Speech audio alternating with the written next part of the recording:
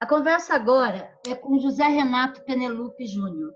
José Renato é um morador de Wuhan, na China, já há 10 anos.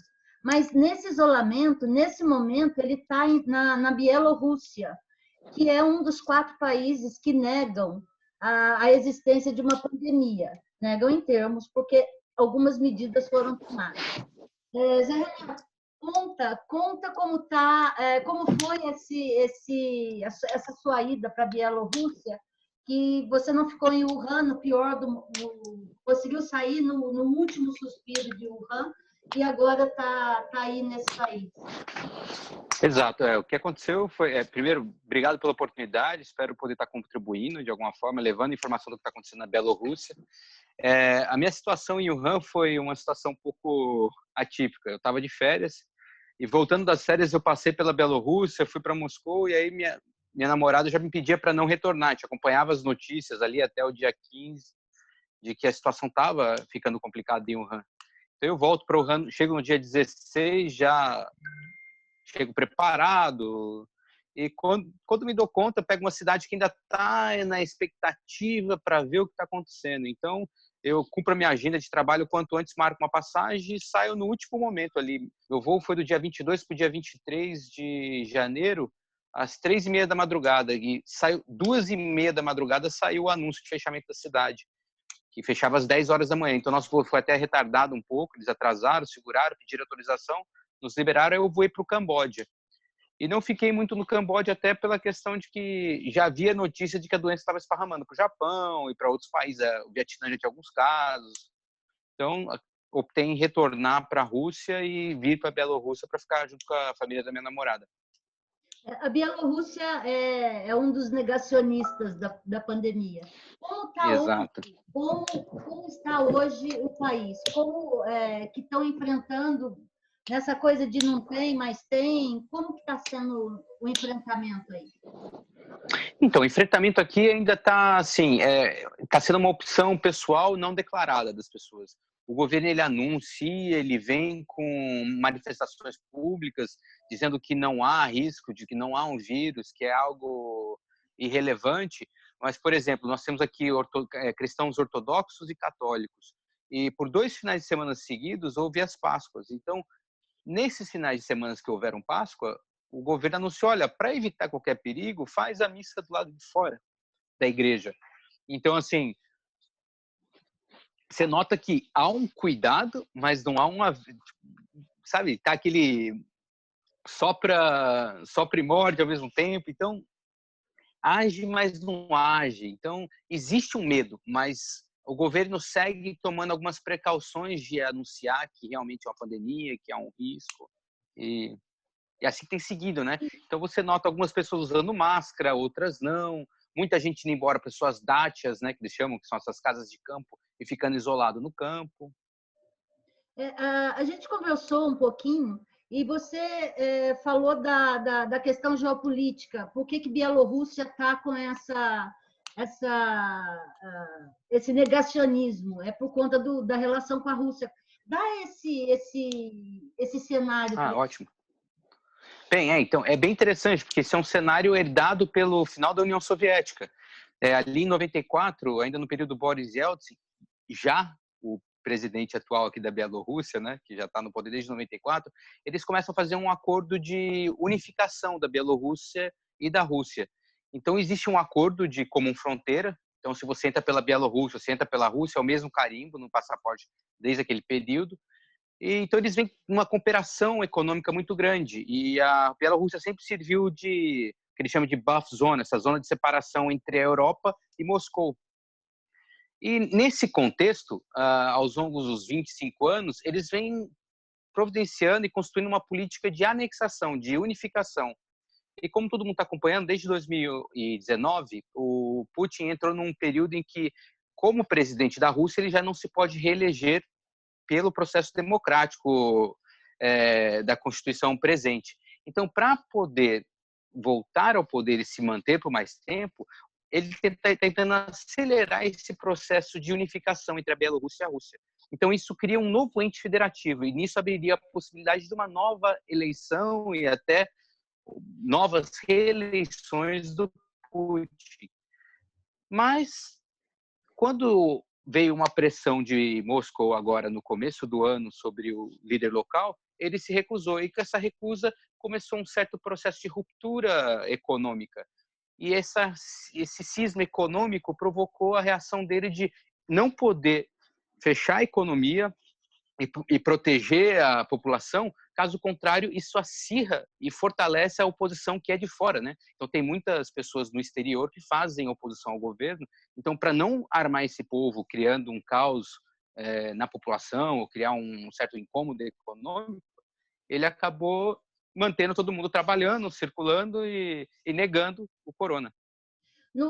Você disse que está sendo mais uma opção pessoal.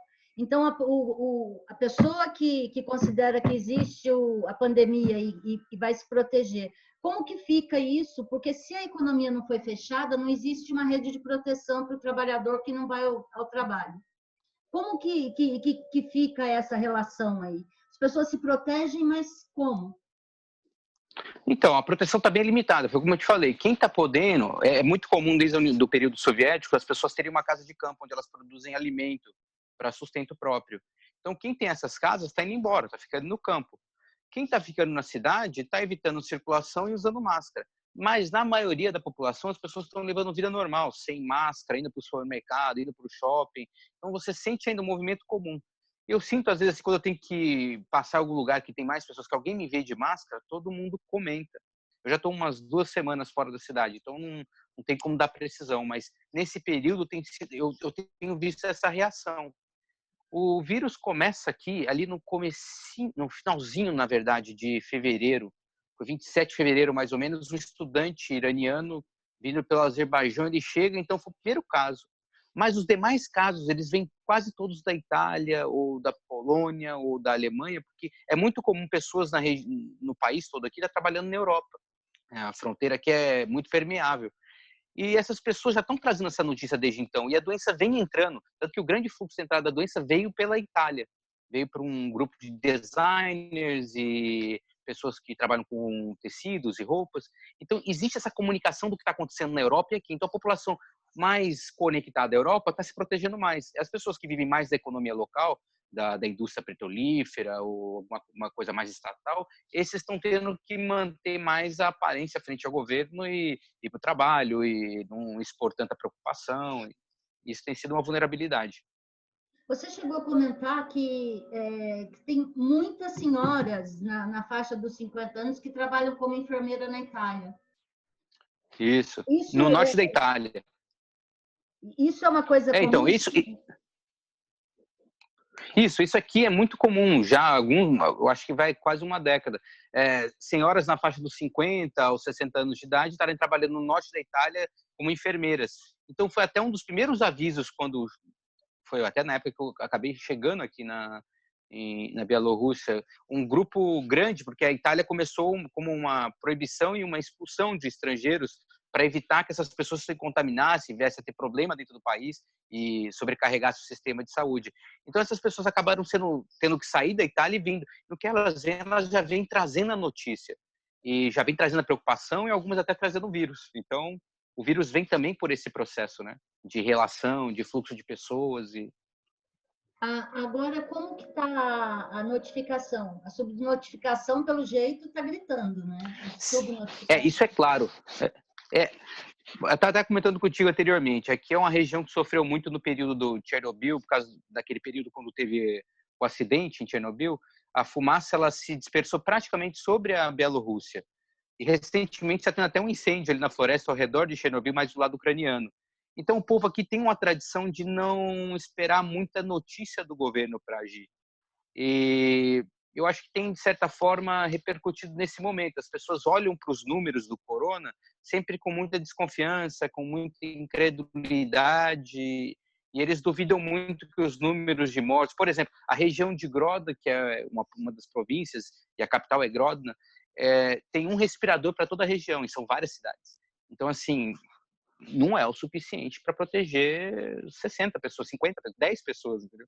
Então, realmente, acredita-se que há uma subnotificação do número de mortos e do número de contaminados, mas também o número de exames não é proporcional, então é muito difícil. Então, as pessoas têm acesso à internet, as pessoas têm acesso à informação diária, atualizações diárias. Recentemente, a Organização Mundial da Saúde veio para a Bielorrússia para fazer uma supervisão, para entender o que estava acontecendo aqui, o governo permitiu a entrada deles. E desde então, o número de casos vem sido notificados em um volume superior do que era notificado anteriormente. Então, você comentou fica aí a dúvida. 700 casos diários atualmente que eles notificam. Não, já estão em torno de 700 casos diários, mais ou menos, no país todo. Agora estamos em torno de 8.000 casos oficialmente, né? Então, e 60 você mortos. vê que... Isso, 60 mortos, né? 27 aqui na região onde eu estou. Então, assim, tá... O grande foco ainda está na fronteira norte ali com a Rússia, né? Para cima de Minsk, a província acima de Minsk. Então, ali é onde está a grande concentração, por onde a doença acabou entrando e se alocando de forma mais forte. Então, ali que está a grande preocupação. Mas aqui nas regiões que fazem a região de Grodno, uma região de fronteira com a Polônia, Estônia e Lituânia. Então, não, Letônia e Lituânia. Então, essas duas fronteiras também estão fechadas desde comecinho ali de fevereiro, meado de fevereiro, fecharam as fronteiras. Então, aqui nas fronteiras, o pessoal está mais, sabe, com maior precaução, mais atento, mas há muito descuido, há muita, sabe... o problema aqui está sério, está feio, e é difícil entender e ouvir e ver notícias, sabe? Não está sendo notificado. E com a abertura gradual de Wuhan, você pretende voltar para a China? Você acha que você consegue voltar para a China ou você vai acabar sendo ali na Bielorrússia? Aliás, a minha estada aqui, eu tenho até que agradecer a relação diplomática, apesar de nossa relação diplomática ser uma piada no Brasil, digo, nos últimos anos, mas tradicionalmente nós temos uma enorme tradição aí diplomática e isso me permitiu prolongar meu visto aqui. Nós, brasileiros, quando vêm para a Rússia ou para a Bielorrússia, nós temos 90 dias de estada, né, durante o ano. E por conta do corona, estenderam o dobro. Então, a gente tem permissão de ficar até 180 dias. Então, agora, na quarta-feira, eu tive meu visto renovado e só foi renovado porque a minha expectativa era no dia 12 ter voltado para Wuhan, que o Wuhan reabriu no dia 8. Então, minha ideia era estar voltando no dia 12 para voltar ao trabalho, voltar à minha vida normal. Mas a China, no dia 26 de maio, isso, no dia 26 de maio, agora foi abril, maio, isso. Não, março, março. Foi, então, dia 26 de março, a China fechou toda a sua fronteira internacional. Então, nenhum estrangeiro está podendo voltar para a China no momento. Porque os casos reportados lá agora são os que vêm de fora mesmo. Exato. Então, isso é uma discussão que está acontecendo, né? Porque existe uma previsão de uma segunda onda. Essa segunda onda ela pode vir por assintomáticos ou por essa comunicação entre povos, né? Que vamos supor, como há um grande volume de estudantes chineses, por exemplo, são mais de 350 mil estudantes chineses nos Estados Unidos está tendo uma infecção generalizada muito complicada, esse fluxo de pessoas pode trazer a doença e acabar o vírus nunca se extinguindo, só se realimentando. Uhum. Então, para evitar esse contágio dessa relação, a China preferiu fechar suas fronteiras para entender se essa infecção estava vindo dos assintomáticos internos ou estava vindo de fora. Então, eliminou a hipótese das pessoas que estão vindo de fora, tanto com estrangeiros ou com as pessoas que estão morando fora. E aí parece que internamente ainda há o risco dos assintomáticos, das pessoas que não manifestam o vírus, estarem ainda transmitindo a doença. Então, agora a luta é conseguir descobrir quem tem a doença e não manifesta e continua contaminando, para poder combater a possibilidade de uma segunda onda, né? Essa é a discussão que está rolando dentro da China. Por isso até as pessoas estão com...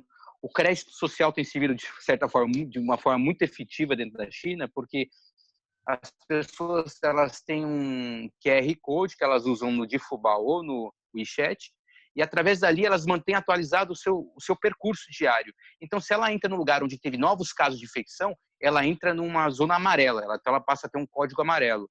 Se ela está sempre circulando em região onde não teve infecção, ela está sempre no verde.